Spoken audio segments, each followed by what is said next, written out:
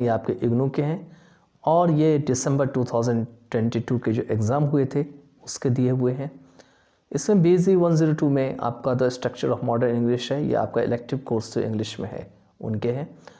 और हम जानेंगे कि आखिर में किस में क्या करना है, थोड़ा सा उसको हम आपको बता देते हैं जिससे कि आपको एग्ज़ाम में हेल्प मिलेंगे।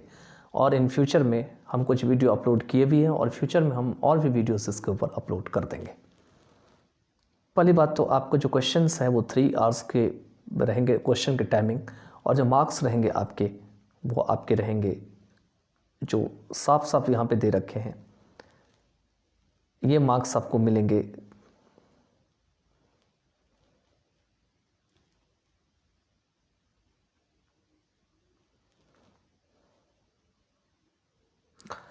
100 मार्क्स के यहाँ पे दे रखे हैं कि ये 100 मार्क्स के हैं।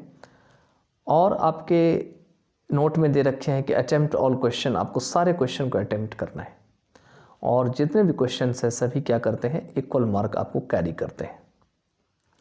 तो चलिए सबसे पहले हम देखते हैं क्या दे रखे हैं। सबसे पहला आपको है दिया हुआ है कि right short notes on any 2 of the following giving examples in each case, कि हर एक केस में जो नीचे दिए गए हैं उसमें से किसी भी के ऊपर 2 में के ऊपर जो है शॉर्ट नोट्स लिखना है। अब आप देख सकते हैं कि किस किस के ऊपर दे रखा है 5+5 में, किसी के 2 के ऊपर आपको शॉर्ट नोट लिखने हैं। जैसे प्योर वॉवेल्स डिप्थोंग है, बिलैबियल और एलोवेलर कॉन्सोनेंट्स हैं, प्राइमरी स्ट्रेस आपका है, सेकेंडरी स्ट्रेस है, तो किसी भी 2 के ऊपर जो है आप जो है नोट लिख सकते हैं। इसी में कुछ हैं जैसे कि और भी नोट्स हैं, जैसे कि राइजिंग एंड फॉलिंग टोन है, उसके बाद कंटेंट वर्ड्स और ग्रामेटिकल वर्ड्स क्या होते हैं उसके ऊपर है। बी में अगर आप जाते हैं तो ये है right A detailed note on the consonant of English. English में कॉन्सोनेंट कौन कौन से, फोनेटिक्स में आपको लिखना है कॉन्सोनेंट, ध्यान रखिएगा वो वाला कॉन्सोनेंट नहीं लिख देना है जो आप लिखते हैं खास करके AEIO को छोड़ करके, ये अलग टाइप का कॉन्सोनेंट है, ठीक है। और कहते हैं जो दोनों ही मैनर है और प्लेस ऑफ आर्टिकुलेशन है, ये आपको फोनेटिक्स में पढ़ेंगे। इसके ऊपर मैंने वीडियो बना भी रखे हैं, ठीक है, आप देख सकते हैं BEG 102 के हमारे प्लेलिस्ट में जाकर के। सेकंड का ए में अगर आप जाते हैं तो इसमें स्ट्रेस करते हैं, कौन कौन से स्ट्रेस, कहाँ पे इस वर्ड पे स्ट्रेस होगा वो जानेंगे आप।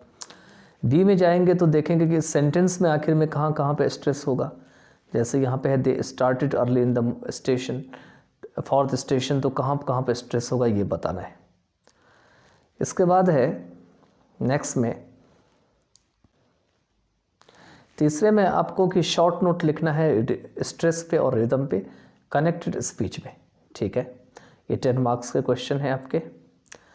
थर्ड का ए में है briefly distinguish between inflectional and derivational morphology giving examples where necessary, कि आपको जो इन्फ्लेक्शनल और डेरिवेशनल मॉर्फोलॉजी है उनके बीच में अंतर बताना है और कुछ जो आवश्यक एग्जाम्पल है वो भी आपको बताना है। नेक्स्ट है आपके बी में दिए हुए हैं कि आइडेंटिफाई द प्रीफिक्स, कि प्रीफिक्स को आपको पता करना है और and the type of meaning it contributes to, और आखिर में ये क्या मीनिंग देते हैं।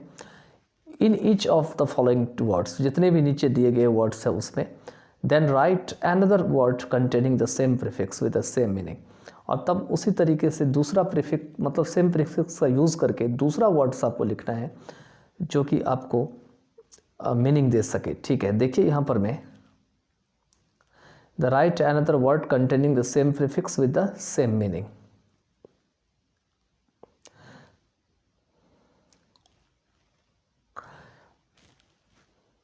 तो यहाँ पर मैं क्या करेंगे तो देख सकते हैं डिस लगा है, ये आपका प्रीफिक्स है, इरे लगा है, रेगुलर से पहले IR लगा है, मैल ट्रीटेड से पहले मैल लगा है, तो ये सब सारे क्या है प्रीफिक्स है, ठीक।